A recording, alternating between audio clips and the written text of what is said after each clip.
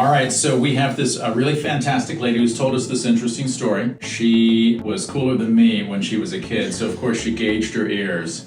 And you had gauged ears for how long? 20 years. 20 years. 20 years. But she does amazing things professionally, blah, blah, blah. She was living in Baltimore, working in a big corporate finance. You looked for 10 years. I looked for 10 years, couldn't find anyone. You know, there are little things with ears like little slit earlobes, but sometimes the gauges are substantial and it's actually kind of technically, you need some technical acumen in order to repair it and have it look perfectly natural. So you can check out the before and after pictures associated with this video, but tell us, what are your thoughts? You looked at the pictures? I love them. I don't even need to get my ears pierced again because my ears are so beautiful. They're so beautiful. So beautiful. This is what our practice is about. You know, you can see here, it looks perfectly natural. We just mentioned, right, if you were sitting next to her on an airplane, I don't think you'd notice it.